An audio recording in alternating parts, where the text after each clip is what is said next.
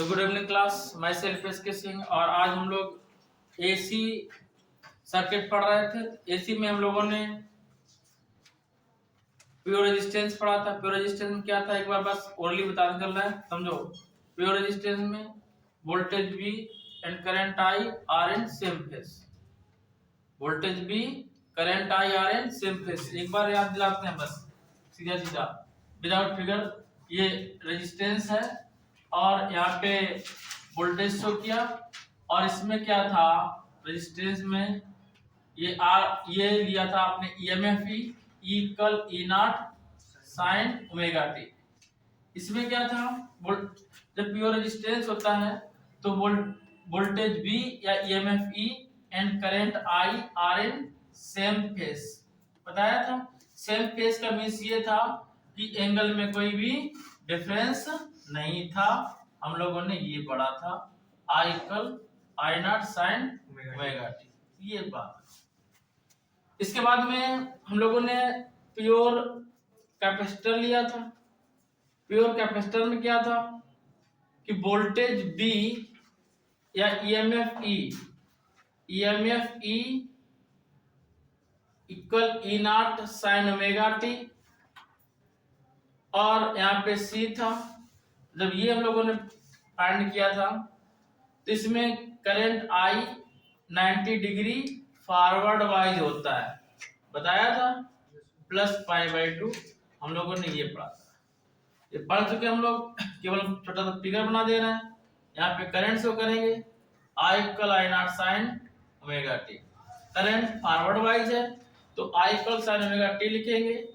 तो EMF लेंगे, E equal E0 sine omega T minus π/2 लिखेंगे।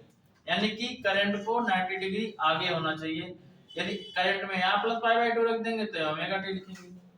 इसके बाद में हम लोगों ने इसमें फाइंड किया था इंडक्टिव रेजिस्टेंस, इसको XC से रिप्रेजेंट कर रहे थे। और XC इक्वल क्या था, 1/ओमेगा C था, ये हम लोग पढ़ चुके हैं। और XC की यूनिट ओम थी। यूनिट क्या थी, ओम। और XC की जो वैल्यू थी तो वो थी 1/2 पाई FC। ये XC की वैल्यू है, ठीक है ना। कैपेसिटर के बाद में हम लोगों ने इंडक्टर लिया था। इंडक्टर हमारे पास ये था कुछ, ये हमारे पास इंडक्टर था। इंडक्टर में क्या है, वोल्टेज V या EMF E sign omega T लिए कंसीडर किए थे। यहाँ पे इंडक्टर L रहेगा, ये सेल्फ इंडक्टेंस भी बोलते हैं। इसमें क्या था कि करंट I रिवर्स वाइज था, किससे, EMF से। इसे हम डायरेक्ट इसलिए बता रहे हैं क्योंकि हम लोग इससे पढ़ चुके हैं, π/2 था, ठीक है। इसका जो फिगर लिया था, करंट को हमने यही लिया था, I equal I0 sine omega T.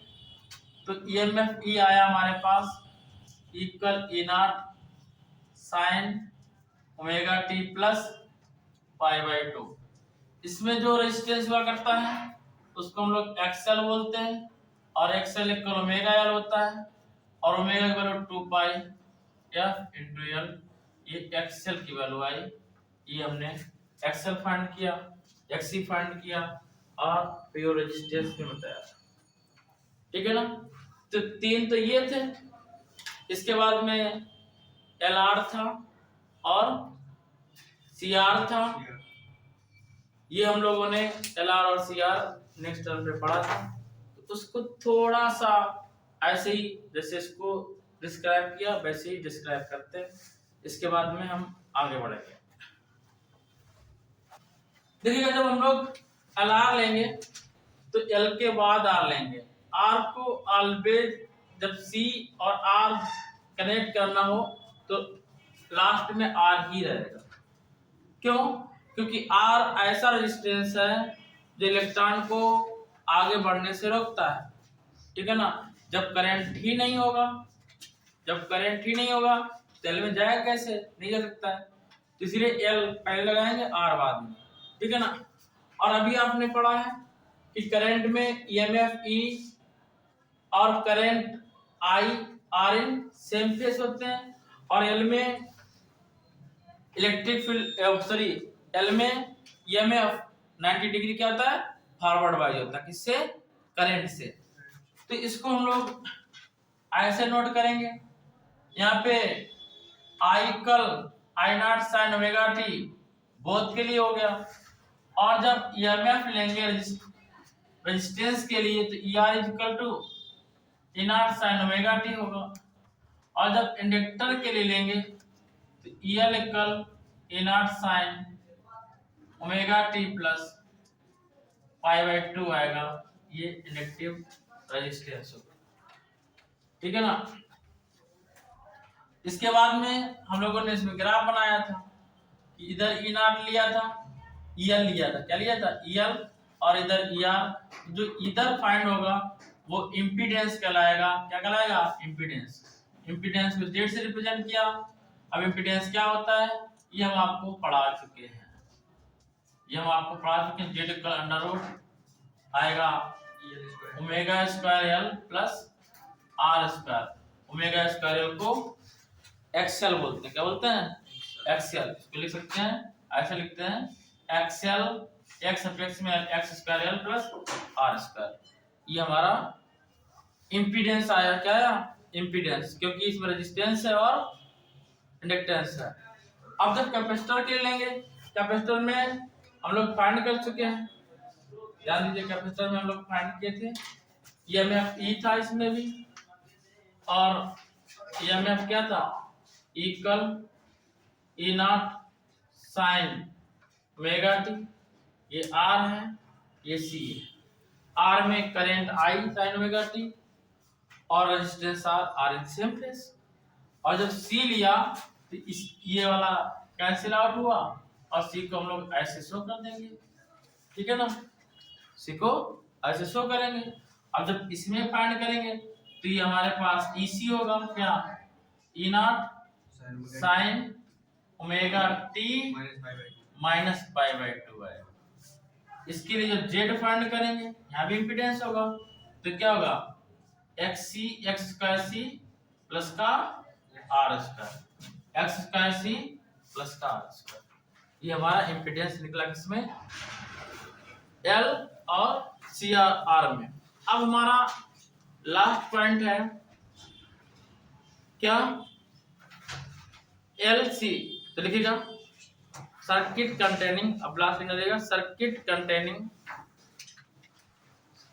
हाँ, circuit containing inductance and capacitance, circuit containing inductance and capacitance. तो कॉपी हम नहीं लिख सकते। नेक्स्ट है कि हमें कैपेसिटर और इंडक्टर में इम्पीडेंस फाइंड करना है, तो हेडिंग ये डाली है, if circuit containing capacitance and inductance both, ठीक है ना, कैपेसिटेंस एंड इंडक्टेंस बोथ। तो आपने क्या लिखा है, इन capacitor EMF E equal E naught sine omega T minus pi by 2 and current I equal I naught sine omega T. Means इसमें current forward wise है और ईएमएफ क्या है, रिवर्स वाइज है। इन इंडक्टेंस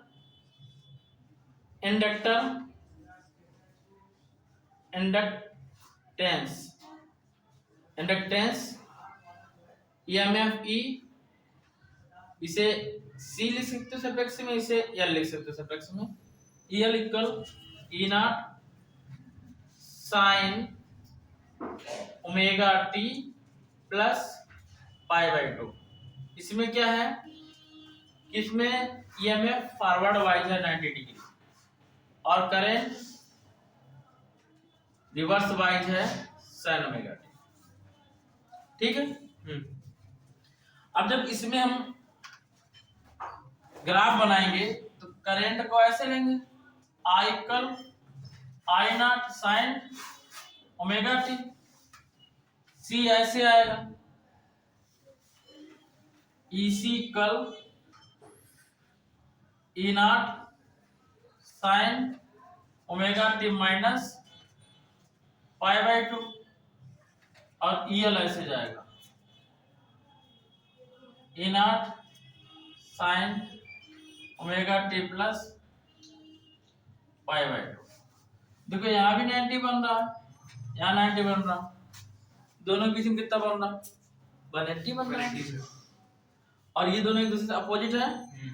यदि टोटल ई फाइंड किया जाए तो क्या आएगा, EL minus EC, direction opposite है, और E इक्वल आएगा EL इक्वल होगी I XL। भाई E क्या है, पोटेंशियल है, और V इक्वल IR होता है, इंडक्टेंस में R XL है, कैपेसिटर में R XC है, क्या लिखेंगे, minus I XC, minus I XC, I दोनों से कॉमन ले लें, E इक्वल क्या आएगा, E बाई I इक्वल, देखो दोनों साइड कॉमन लेंगे, E अपान भेज दिया, क्या बचेगा, XL माइनस XC। यहाँ पे जैसे B अपान I R होता है, तो E अपान I क्या होगा, Z होगा, क्या बोलेंगे, इम्पीडेंस, क्या बोलेंगे, इम्पीडेंस। तो Z इक्वल आएगा XL माइनस XC, ये Z की वैल्यू है, XL माइनस XC। ये किसमें है, कैपेसिटर और इंडक्टर। अब इसमें इंपॉर्टेंट थिंग्स ये है कि इंडक्टर और कैपेसिटर में ऑब्जेक्टिव पूछ दिया जाता है, एंगल में डिफरेंस कितना होता है, फेज डिफरेंस क्या है, तो उसका फेज डिफरेंस होगा पाई डिग्री। 98 कर देंगे, कितना आएगा, पाई डिग्री। सेकेंड इसमें फाइंड कर लेता है, पूछ लेता है कि रिजोनेंस कंडीशन क्या होती है। रिजोनेंस कंडीशन में XL XC के इक्वल होता है, XL किसके इक्वल होगा, XL के। तो इतना पहले नोट करिए, फिर हम आगे बताएं आपको।